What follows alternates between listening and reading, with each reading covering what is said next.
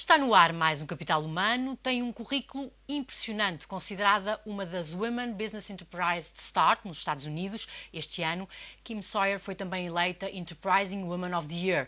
Fundou a Locator Service Group, uma empresa que já conseguiu recuperar 50 milhões de dólares para algumas das empresas da lista das 1000 maiores da Fortune.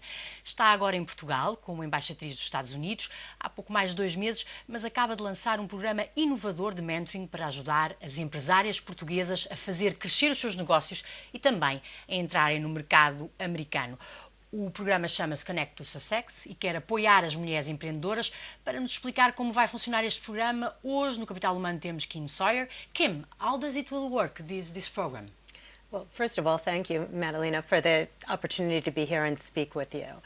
Connect to Success is a program aimed at growing women-owned businesses, and there are a number of components to the program, from business mentoring, where corporations will be putting together teams of executives with particular skills to help a woman-owned business develop and grow and address a particular challenge.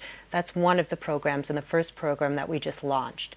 In addition to that, we are going to be working with universities and students in MBA programs to try to develop teams of students, like consulting groups, that in exchange for credit for a semester will actually take on a woman-owned business and help her address a specific challenge, such as writing a business plan or a marketing strategy.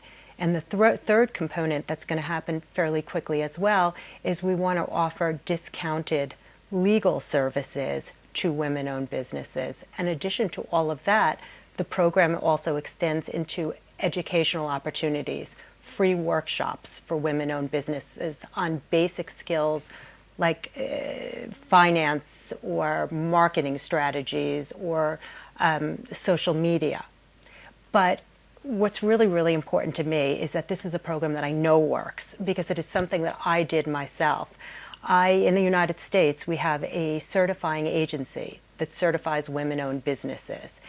And through that process and the networking I did through the Center for Women in Enterprise, which is the certifying agency, I was exposed to these mentor programs. I was exposed to these consulting programs and to the advantages of discounted legal services. So you know how does it work and how can you can help a business? And not only do I know how it works, I absolutely know how successful it can make a business. For Because me, what would the program have in your business?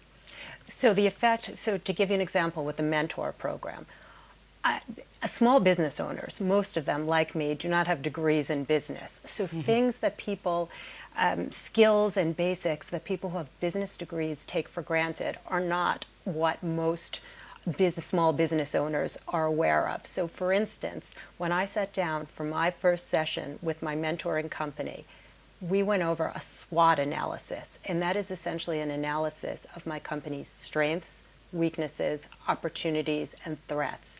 This is probably business 101, but for a lawyer like me, I knew nothing other than focusing on the day-to-day operations. So the ability to sit back and gain an insight on developing a strategy that would address that SWOT analysis. And as a result of that analysis, what ultimately ended up happening is I realized the need to develop proprietary technology, which I did, and ultimately increase my company's efficiency by 7 times. 7 times. 7 times.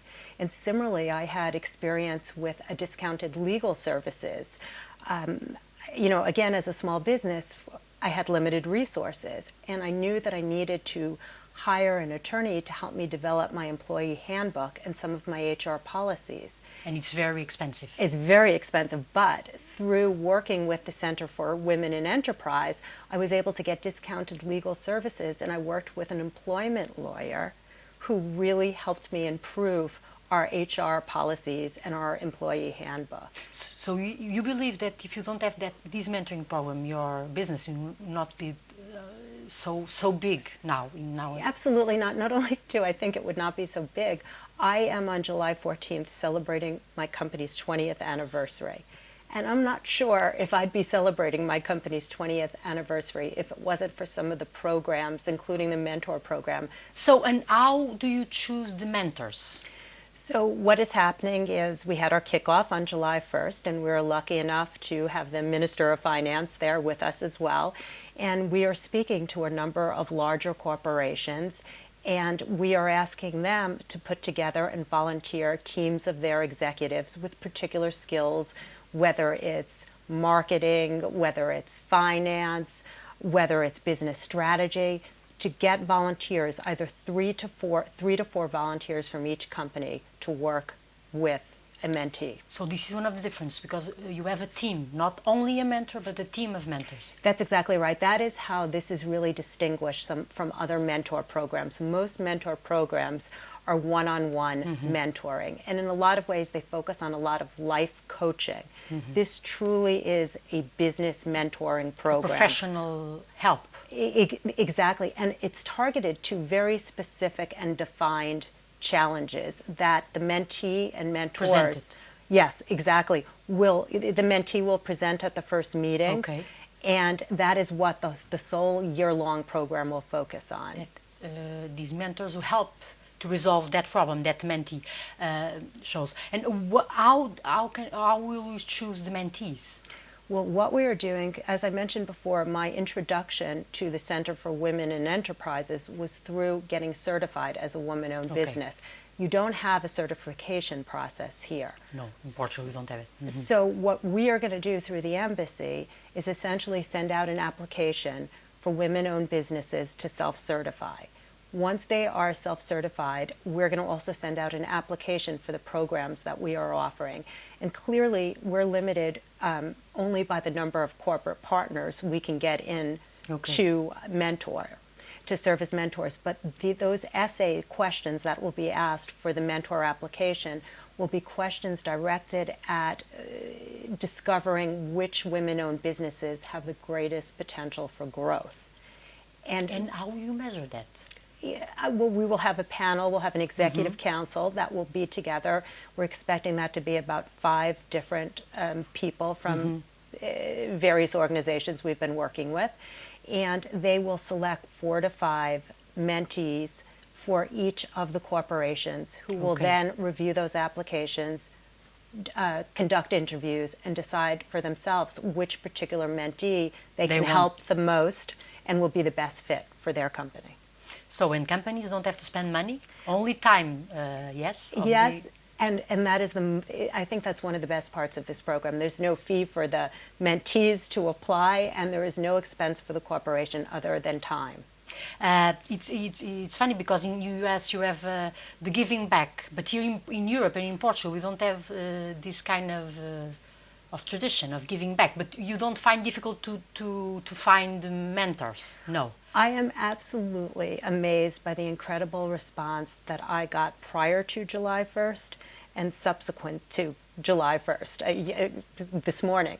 There are a lot of corporations who are really interested in doing the right thing, and I also think that they understand that if we help grow and develop women-owned businesses, what that means is more jobs, and what jobs mean are more demands for those companies' products and services. So it's good for them, it's good for the economy. And the other aspect is that it's also very good for the individual mentors. Those mentors who are coming from the company are looking at different ways to view their own processes and their own ways of thinking. They're learning different perspectives. And additionally, they're gaining confidence in what their skill set is. Can Portugal be a country of successful entrepreneurs? Absolutely. And the United States can do a lot, including programs like Connect to Success, to help Portuguese entrepreneurs be successful. But at the end of the day, what is most important is probably a change in attitude. This country is full of incredible opportunities, from what you can do with cork, to wine, to cheese, to golf courses, to tourism. But not a lot is known about the country. And it seems as if some of that is a lack of confidence in some ways, culturally. Additionally, it seems like a fear of risk-taking as well. And the bottom line is, unless you have confidence and take calculated risks, the ability to actually grow and succeed is very limited. You're not going to grow. So what I think is you have to understand most small businesses do fail. Very few make it through the first year, and fewer than that make it through the first 5 years. But at the end of the day, if you don't take a risk, you're not going to grow. And if you view your failure as, or your lack of success in a project as failure, then there's a problem. Because to me, things haven't always worked out along the way for me, but I look at that as an opportunity to learn, and then look at that failure instead as my next step to success. Not like a stigma. Not a stigma at all, a learning opportunity.